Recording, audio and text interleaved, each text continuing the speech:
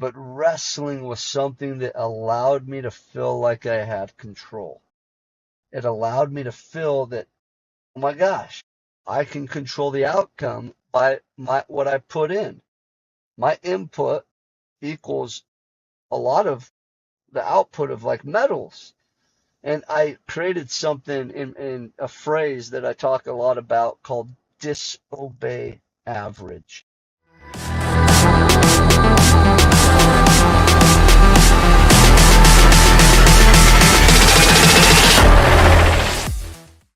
Welcome back to the Positive Gains Podcast. Today I have a special guest, former three-time high school wrestling champion, state champion, five-time U.S. national champion, wrestled at the Olympic trials, first time in school history at Utah Valley University, first Division I All-American. And he's got a movie coming up in theaters January 23rd, Stand Out. Real estate investor, father, husband, Mr. Ben Kjar. Thank you for being on today. All right, you're the man. Thanks for letting me come on, brother. I appreciate it. Again, I'm like a social media guy. I do a lot of studying. I see a lot of people. And I'm not sure how I came across a movie that you're going to be making. Actually, it's hitting theaters. And I started reading up on you, the story, and I was like, man, this guy's perfect for the podcast. Hopefully, I was thinking we can get him on. I know it was going to be, super cram, but I'm glad that you were able to be on today. And so, again, with that being said, those that don't know, Ben was born with a rare craniofacial disorder. And would you tell us a little bit about that and really what that entailed for you early on in your life? For sure, man. For those of you guys who are listening, um, I was born man, with something that would be super rare. Doctors would come to my family and they're like, yo, your kid's going to be different. Like, save your money, not just for psychiatrist, therapist, but for physical surgeries. He's going to have a hard time physically and emotionally. And so my dad, coming right out of law school, tons of money in debt, he was like terrified. He's like, what in the world? He had 3 kids already. I was the middle of 7 kids, and they didn't know what to do. They had tear-stained pillows for a lot of my childhood because they'd be talking to each other at night. They told me this later on, and they're like, what is it going to take to us to give this kid confidence? Now, crouzon syndrome affects the way I would look. The mid part of my face doesn't grow at the same speed. It affects the way my head would be shaped. They would have to go through and have these 12 to 14-hour surgeries in the stages of life where my head would need to grow just so I wouldn't have brain damage. And then I would come out of these surgeries, be swollen up, and think that, oh my gosh, once I heal up, things are going to be better. Well, the verbal antagonizing, the bullying never stopped. Even to this day, I encourage you to jump on my social medias. I encourage you to jump on my YouTube channels. You will see every day something is said bad about how I look, about whatever. Because at the end of the day, there are people in life that are just sad. They're mad people and they're hurt. And they feel like the best way to, accomplish and to find joy is to take other people down with them. So it was hard, man. In the movie, we talk about some moments where I just got verbally annihilated. One time it was in a grocery store with an adult. And I tell you what, brother, I thought in that moment, in an elementary mindset, I thought it would be better if I could figure out a way to take my face off. And in this very moment, right before I would do something that would be a bad decision to try to take my face off physically, my mom came running in and she saw me bawling and crying and she just held me. And then in this moment that would change my life, she would stand me up in front of the mirror and she would say, Ben, you're born different, so you can make a difference. She said, you know what? A lot of people have to beg and do crazy things to stand out and get attention. You don't have to. And in that moment, when that attention comes, don't fit in, don't hide, live big, shine, and stand out. And that's where the name of the movie came from, Stand Out, the Ben Kjar story. You went through a lot of things, pretty traumatic, and like how mean people can be, and like you're saying on social media, it never stops. People just don't stop; they keep going. And so growing up, that's pretty rough, right? So how did wrestling kind of get in the picture of that? Oh, bro, wrestling was such a gift because I couldn't control crouzon syndrome. It's something that I couldn't like manipulate. I had it. Even all these surgeries that would make me eat better and breathe better and look a little bit different and more normal, I still looked unique. But wrestling was something that allowed me to feel like I had control. It allowed me to feel that, oh my gosh, I can control the outcome by what I put in. My input equals a lot of the output of like metals. And I created something in a phrase that I talk a lot about called disobey average. What do I mean by that? I learned how to do just exactly that by when my coach would be in the wrestling room, he would be yelling stuff, 20 push-ups, 20 push-ups, come on. And then everyone would drop down and everybody would make a choice. And in that moment, I had an opportunity to be average, to fit in, to do what was asked, or I had the opportunity to disobey average and do more. That would change my life. It's something I could control.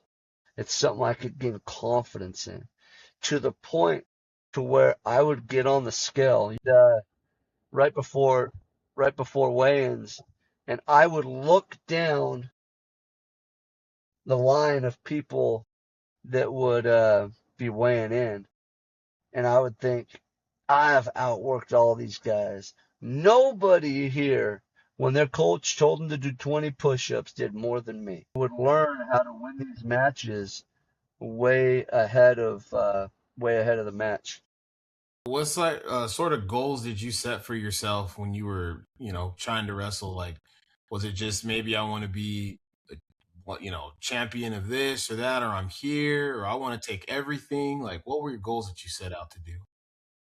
Oh man, I get to high school. This is the fun part. So around the country now, I speak. I speak to companies, schools, just a lot of different groups, teams.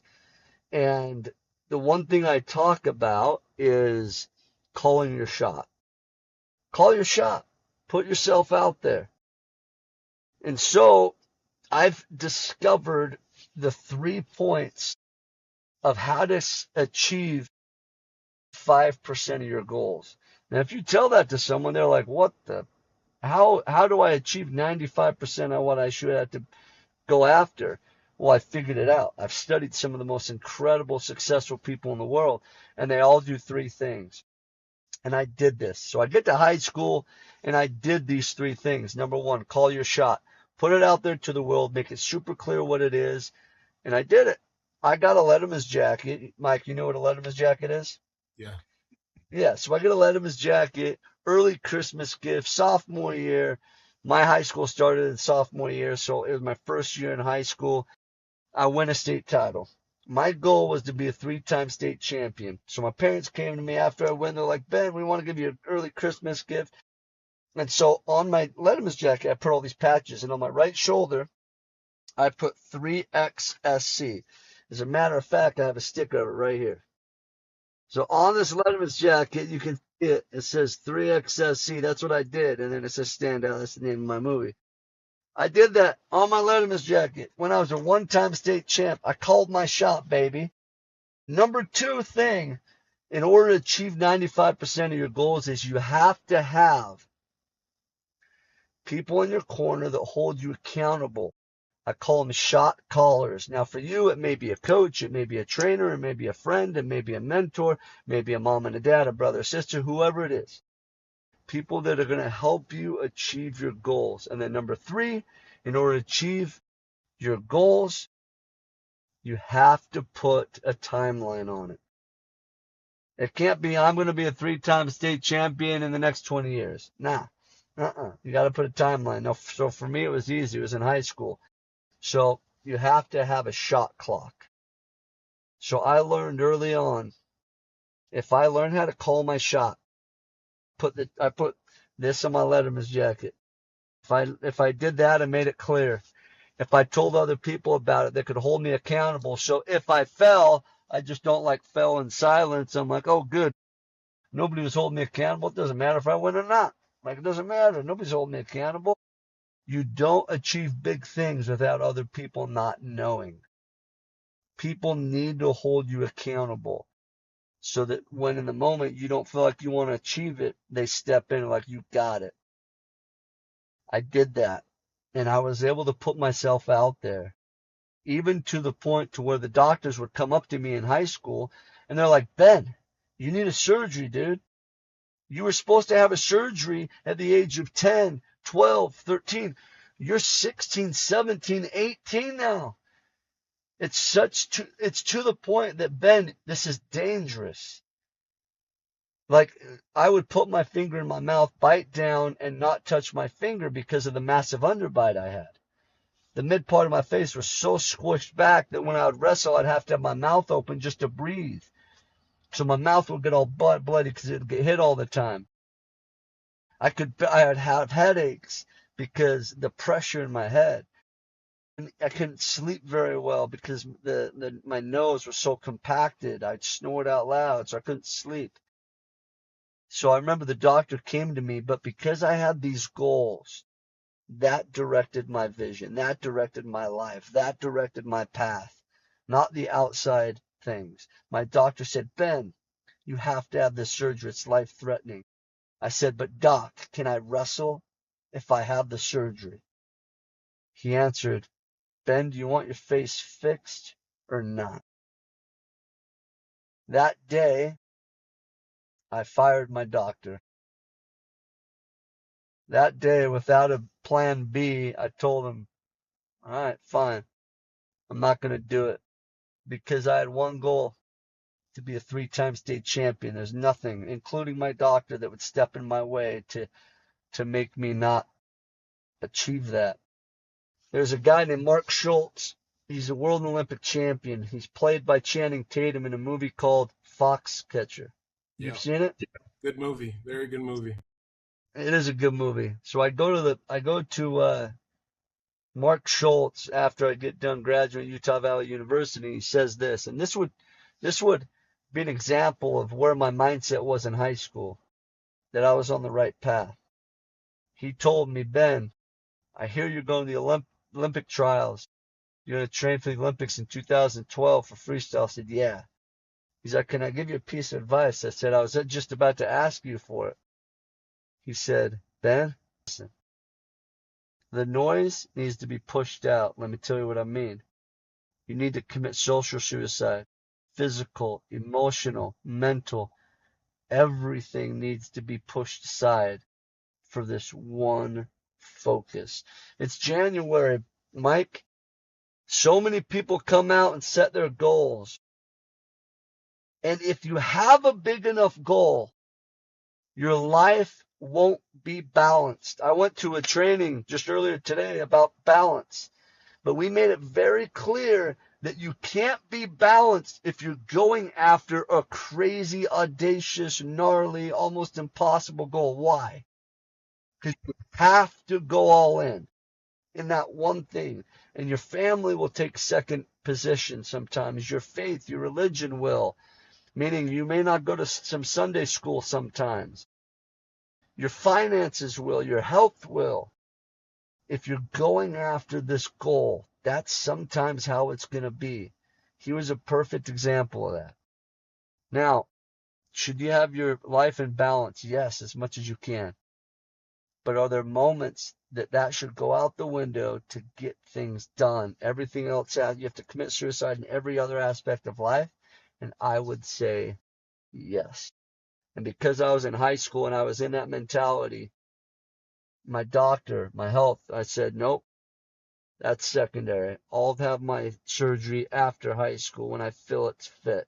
Until that time, I'll sleep less. I'll continue with these headaches. I won't breathe as much. But guess what? I'll accomplish my goal. I became my high school's first ever three-time state champion. I led my school to their first ever state title ever. For the next 10 years, we won the state title 7 out of the 10 years. Somebody has to be the Mr. Bannister. What do I mean by that? Mr. Bannister went out and he says, I'm going to be the one to break the 4-minute mile. And the doctors were like, oh, that's physically impossible. You'll literally die. And he said, oh, yeah? Watch me. Grab your popcorn, sit on the side, and watch me do it. And guess what's interesting? He did it. He passed it off with like a fraction of a second. He passed the finish line. I think it was like 3:59.4 or something. Wasn't it interesting that just over a month later, another gentleman would break the record by almost 3 seconds? Isn't it interesting that hundreds of people, over 1,000 people now, has now broke that goal? There was just recently a guy on an indoor track that just recently, this is like 2 weeks ago, he finished the mile in 3 minutes and 45 seconds. Thank God for people like Mr. Bannister who would go out there. And what a perfect last name too, right? Bannister. Nobody banned him from nothing, baby. He's like, oh yeah, I'll show you what it is.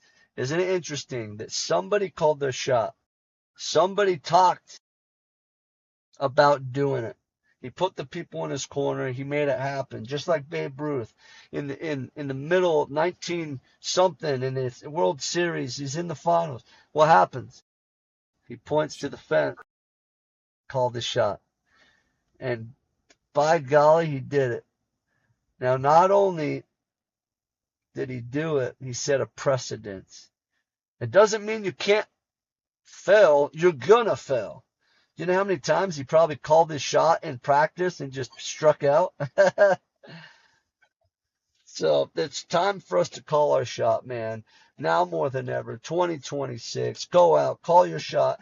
Get people in your corner to hold you accountable. The people that will actually not just sit there in the seats and like eat popcorn, but the people who will absolutely be in the arena with you. I got something to share with you. It's one of my favorite quotes right here. I don't know if you can see this, but it's The Man in the Arena by Theodore Roosevelt right here. And it talks about, listen, you're going to fail, but you might as well fail inside the arena going against the Lions, going against the Tigers. You might as well fail while you're bloody rather than being the person on the padded seats eating popcorn and drinking whatever in the stands, never knowing defeat, never knowing victory, mostly never ever knowing how to live. And so I hope there's more warriors in 2026. I hope there's more people that get out of their comfort zone. I hope there's more people that are getting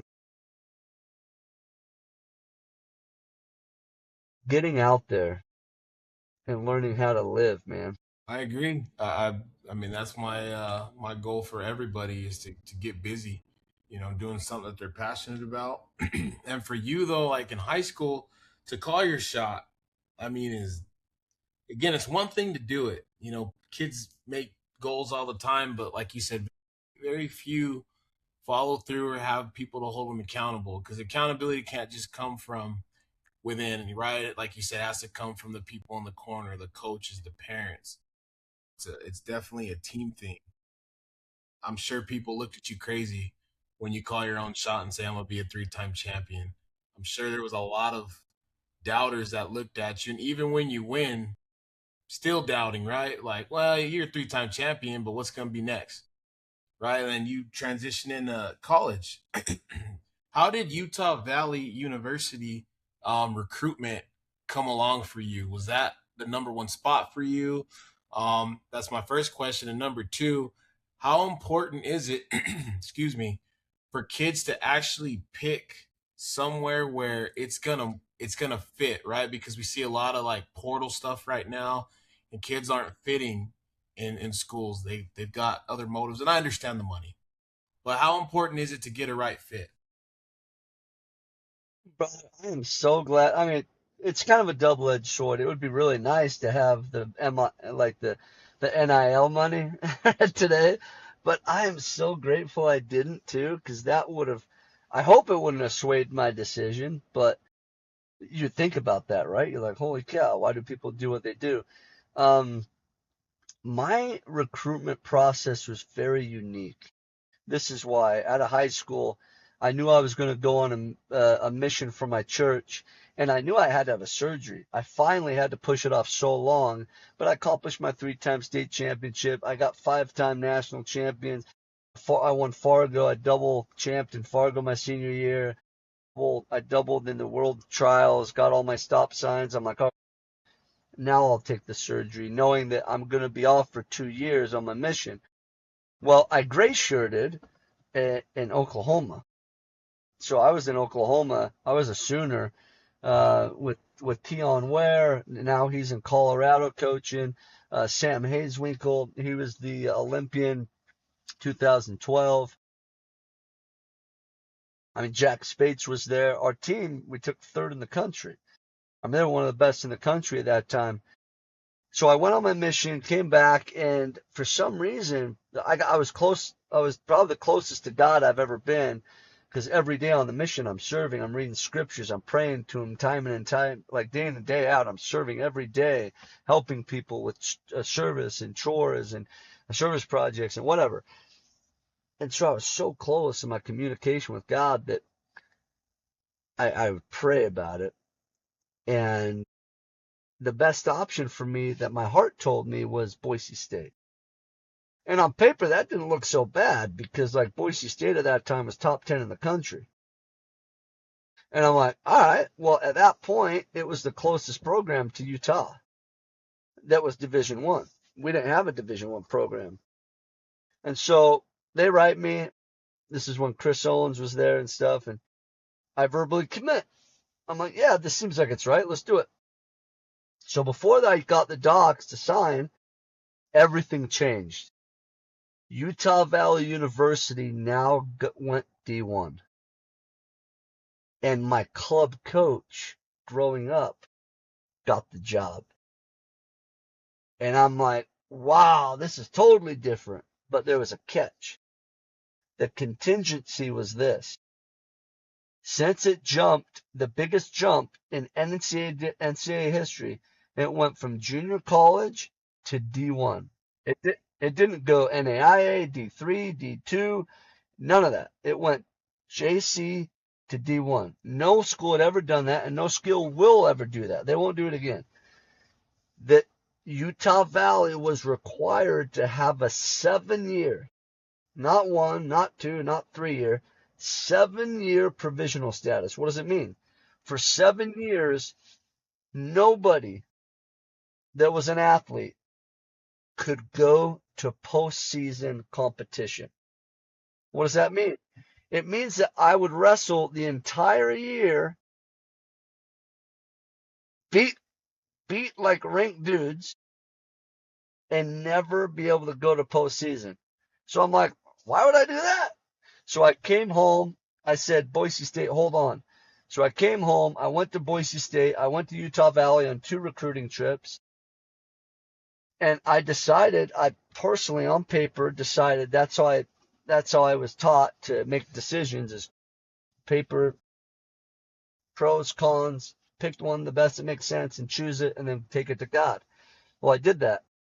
And I chose Boise State. I took it to God, and God's like, nope. I'm like, what are you talking about? And so I committed Utah Valley. Well, isn't it interesting that now Boise State doesn't have a program? Isn't it interesting that Utah Valley is where I met my wife? Isn't it interesting that now Utah Valley University, who I'm heavily involved with, is now coached by one of the best coaches, I think, in the country, Adam Hall, who wrestled at Boise State. His assistant coaches, like Andrew Hochstrasser, wrestled at Boise State.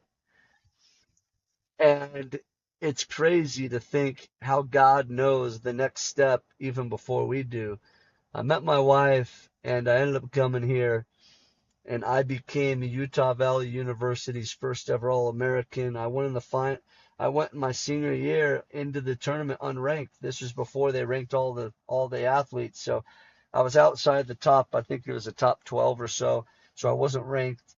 I remember ranking I wrestled the number 4 ranked dude second match. He was undefeated and he was still ranked 4th. I went on to beat him. I went on to wrestle Zach Sanders, who ended up being, I think, a 3 or 4-time All-American he still coaches at Minnesota. I never beat him. I beat him in the quarters. I became Utah Valley University's first ever All-American. Wrestle our dear friend, mutual friend, Anthony Robles, who's in my film. A dear friend of mine. He's a hero of mine. Um, and I gave him the closest match, 4-2 in the semis, and then he went on to go on and beat the returning national champion like 7-1, Matt McDonough in the finals, and it's interesting. I encourage everybody, if you don't have a deity or a God or something, find something, man. Find something that's bigger than you. The galaxy, space, science, I don't care what it is. Find something that's bigger than you and connect with it. I believe it's Jesus. I'm a Christian. I believe that Jesus is my Lord and Savior. He's alive. He cares about us. He wants us to come to him. And I encourage you to put down your goals, put down your vision, put down your path, pros and cons. Have it make sense. Pick one and then take it to God. And we all know that it's not always the thing that we pick. We all know what that means, though. Boise State was the perfect choice for me on paper, but that's not where God had me go, and I couldn't be happier. Every single decision that he guides us to will be the right decision, whether it's easy or not. Yeah, and he will never lead you astray. And there's a saying that, if you want to make God laugh, then tell him your plans. Um, and it's quite it's interesting, where you end up. Like you said, you met your wife, and boys, you didn't have a program after a while, and so it's crazy how things work when you lean into God's plan and not our own understanding. And the next thing is the movie, man. So you're making a film. It's called Stand Out. Comes out the 23rd of this month. I want to know the process. Like, were you always thinking about making a movie? Did somebody initially come to you? Casting wise, how hard is it to find people that fit the goal of what you're trying to put out? And anything else you'd like to share about the film that we don't want to give too much away? Yeah, no, those are great questions, Mike. So I come off 4 years ago. I'm coming off Mount Kilimanjaro. My wife and I and a couple of friends, we summited, come back down, didn't have phone service. I get back to the hotel and my phone's like zing, zing, zing, zing, zing, zing. Everything's coming in at the same time. So I go through my voice messages and there's a guy I knew from high school. He's a couple years older than me. His name is Tanner Christensen. His dad, I knew his dad, TC. He's a legend in the Utah space when it comes to film. And he had done a lot of rad films. And the voice message sounded like he was trying to sell me like a multi-level marketing potion or oil or something like that. Dude, he's like, Ben, I haven't seen you for like 20 years, bro. Like, you gotta call me, man. I have the best news for you, dude. I've been thinking about you. You know what I'm saying, right? So I call him. I'm like, Tanner, I remember being a nice guy in high school. I'm like, Tanner, what's up, man? And he said, Ben, my father, when you were in elementary, saw you in a basketball, like junior jazz, like little league basketball. And he said, Tanner, look at that kid right there. And he points at me. And he said, Ben, this was 30 something years ago. He told me look at that kid. That kid is a movie. He's like, Ben, this is my first ever film as a director, and I've put together quite a team. I would be the director. My dad would be the producer. He's been in the game for decades. He's like, and we recruited another guy that you might know. His name is Jared Hess. Now, Jared Hess, I didn't know the name, but I knew the movies. He directed Napoleon Dynamite, Nacho Libre, and this year came out with the Minecraft movie with Jack Black and Jason Momoa. And he says, we've put together a great team, and we would be honored if you would be open to doing a feature film. And I prayed about it, and it felt right, and that's where it went. We went into production and filming for 3.5 years, and well, I guess we finished it about a year ago, and then we went into film festivals this whole year. We started in Hollywood at the Slam Dance Film Festival, and we've been all over the country doing film festivals. We just finished our last one in San Diego a couple months ago, and we hit theaters January 23rd. And it's the biggest gift. It's such a blessing. And it was, though. It was hard. You talked about the casting. It was incredibly hard. We had searched the entire world. We had worked with nonprofit companies that deal with kids with facial differences, and we couldn't find anybody that would fit the bill to act little Ben in the movie. We do some recreations and stuff, and there was this moment where we would need someone. And we didn't want to do AI. Nowadays you can do it, but we didn't want to do that, right? Because there's so much raw footage and like past documentary type footage, and so we had to get a real actor. Well, this is another like God moment, man.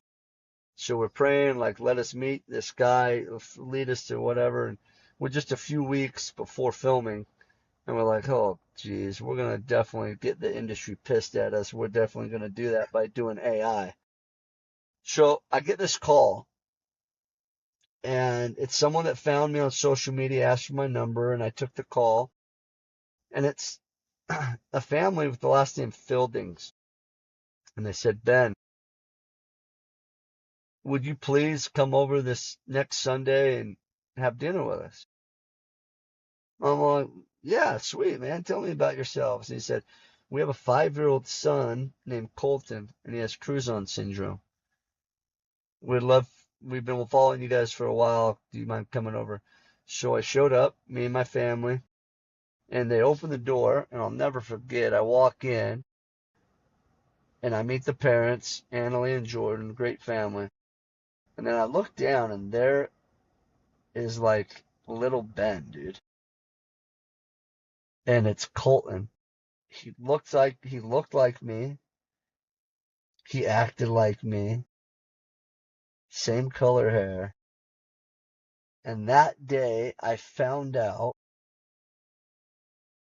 that they had been trying to get a surgery for their boy, but because of insurance and sickness and some other things, the it kept getting pushed back, kept getting pushed back. And now, right after the film, so they accepted, and then they filmed with us, right? And I told them about everything that was going on. And that's when they told me the story about how the surgeries kept getting pushed back. So shortly after we shortly after we filmed, he went into surgery, and he doesn't look the same now. And it wouldn't have been the same filming if everything would have gone as planned. So it's weird. I swear I've gone back to this same theme like probably 4 times in this call. When we think our life is planned out to the nth degree, and we got all of our T's crossed and all of our I's dotted, and we got our plan in place about where we're gonna live, what we're gonna do for a job, and how many kids, and this and that, and you're wearing your makeup and perfume exactly how you planned. God has a different plan.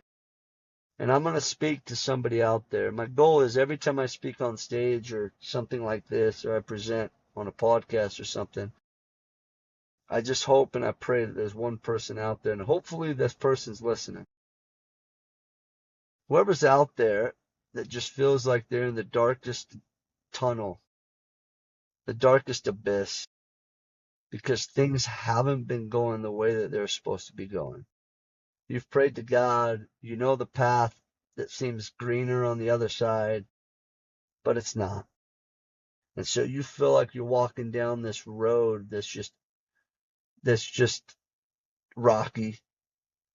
It's not trodden on. I mean, feel like you're the trailblazer. I'm going to tell you to keep walking. And every single step that you take is going to be scary. It's going to be like the Indiana Jones when he's going to get the goblet and he has to walk over this like big canyon and there's nothing in front of him. There's no solid ground, but he knows his mission. He knows what he has to do. And so he takes the step of faith, and man, we all know what happened in that movie. He stepped and he found hard ground, and he always goes on to achieve his goal. I'm gonna tell you what, at the end of the darkest of caves is the brightest of lights. And sometimes, just sometimes, we have to understand what that feels like, looks like, tastes like, just so we can really understand how sweet it is on the back end. It's happened to me. Most recently, it's happened to me. I'm going through stuff right now that seems so difficult, impossible sometimes. But I know if I keep stepping forward, if I keep God in my plans, and I'm just like, God, take the wheel. Come on, take me where I'm supposed to go. I'm going to get out of the driver's seat. I'm going to get in the passenger seat. Just let me, that's where life gets really interesting if we can give that will over. Well said. And I mean, with all that that's going on, you know, with the movie, the wrestling career, you know, the family, the real estate, um, what do you project is next for you? You know, outside of, excuse me, promoting the film, what other ventures do you see yourself getting into? Um, I have a, I have a, every year I set my goals and I put a phrase or a theme to the year. Last year the theme was stand out, and I felt like we did that with going through all the film festivals, and this year it's let him. And what do I mean by that? Um, I'm really excited to get in the passenger seat and buckle up and kind of let God take the wheel. I've not stepped into speaking full time on purpose. I have not put myself out there for coaching, consulting on purpose. I've not put myself out there for hire on purpose, um, just because it felt uncomfortable. But I feel like God, I invest in real estate all over the country. I don't think God cares if I, renovate another building for the rest of my life. I don't think God cares if I rent another building or flip another building for the rest of my life.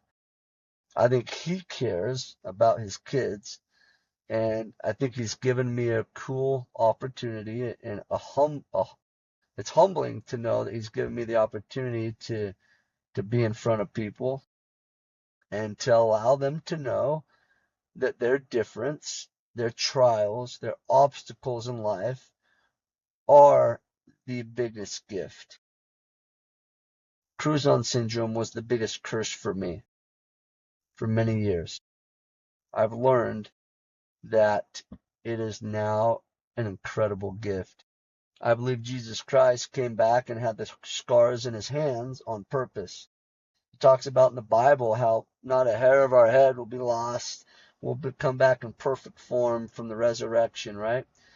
Right. Um, but yet, why is it that Jesus, the perfect one of us all, came back with scars on his hands and his feet? I believe that it's because he was able to show that as it was the gift for us. and he allowed us to touch him. He allowed us to feel the marks in his hands and his feet to know, oh my gosh, this was a gift. He did this for us. And I believe that whatever the scars are in our life, if we're open about it, if we become vulnerable, then they become gifts for other people. Now, what happens when we go through hard times and embarrassing times and, oh man, I don't want to tell anybody about the addiction that I just overcame or that I haven't overcome yet. I think that's selfish. And I think, yeah, there may be some people that you don't tell, but on the average, I believe that we're given these things to bless other people. And so hopefully when people occupy the seats in these theaters all over the country, hopefully they have the opportunity to understand that, man, it doesn't matter if you don't have a facial difference. It doesn't matter if you don't have cruise or like cauliflower ear like me. It doesn't matter if you have crouzon syndrome. This movie will move you. This movie will impact you, whether you're 5 years old or 95 years old, because everybody goes through pain and anguish and trials in life. And this film talks about how to just not overcome them, but make those moments the biggest blessing. Agree with that as well. I mean, it all ties back into, in my opinion, faith. You can't go wrong. Um, and if people would tap in and and believe, I think bigger and better things would happen. But like for yourself, you're gonna be a living testament, and we all are to an extent, right? But some have a different magnitude than others, and some will resonate with your story. And then, like you said earlier, like not walking off that path, just keep going, and that's what'll get people out. So yeah, I really hope that people are inspired, which I believe they will be. On top of bringing them, to the faith and getting them to believe in a higher power in Jesus Christ. So yeah, well said, man. Um, and really, Ben, I appreciate you coming on because again, I keep telling you, I know it's a busy schedule. I know you got a lot going on. I mean, you've left me with a lot of nuggets. So if you see me over here kind of doodling, I take notes. I'm trying to write things down that stand out to me. What the guests say, and it's been a good refresher, for myself. So I really want to thank you for coming on, and if there's anything I can do to help, you know, in any way, please let me know. Well, I would just tell people this. Number one, thank you for uh, for doing this, brother. Going out of your comfort zone, maneuvering your schedule around everyone else's.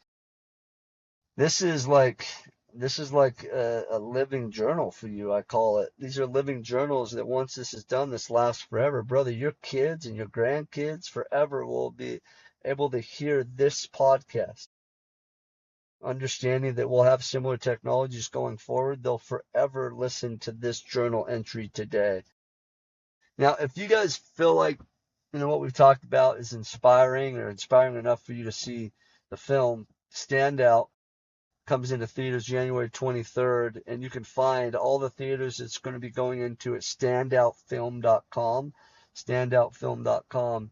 And then if it's not in your area and it's not in theaters, because we'll be growing theaters as we go, right? Then there's opportunities to host your own screening. There's been people that just hosted a screening in Florida, two screenings in Atlanta.